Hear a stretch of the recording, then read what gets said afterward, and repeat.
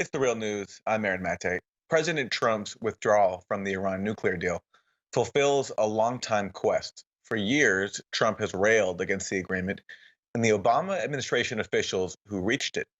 Well, now more detail has emerged on the campaign by the deal's opponents to undermine it.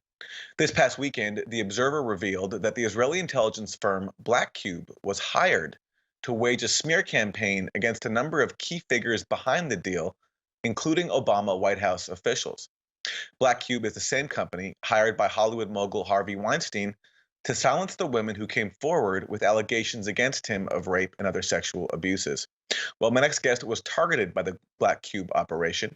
Trita Parsi is president of the National Iranian American Council and author of Losing an Enemy, Obama, Iran, and the Triumph of Diplomacy.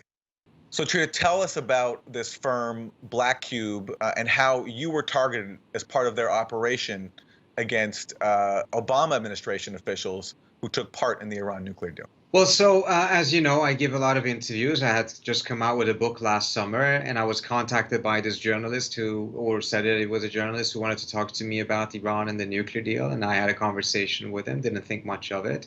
The conversation was quite ordinary, at least in the beginning, but then he was kind of pushing a conspiracy theory that Obama administration had financial incentives to strike the nuclear deal, which I had seen personally no evidence for, and I was an informal advisor to the administration. I had plenty of conversations with them throughout this episode. And I pushed back against that. But I didn't think much more of it until this past Saturday or Sunday.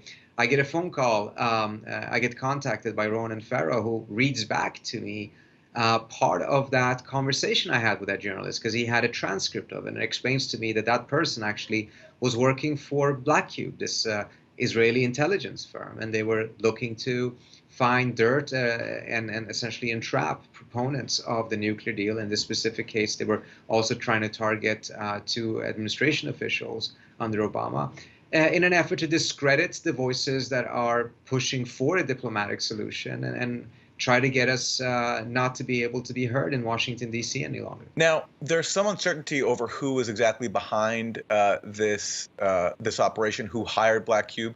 The Observer of London says that it was aides or officials tied to President Trump.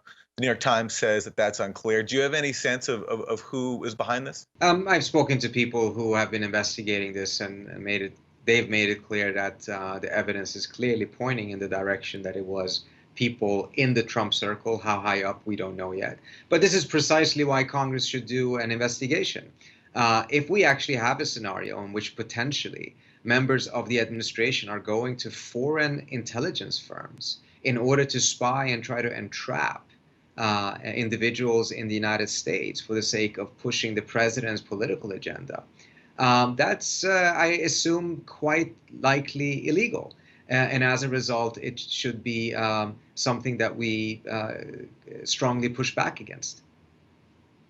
Trita Parsi is president of the National Iranian American Council and author of Losing an Enemy, Obama, Iran, and the Triumph of Diplomacy. Trita, thank you. Thank you. And thank you for joining us on The Real News.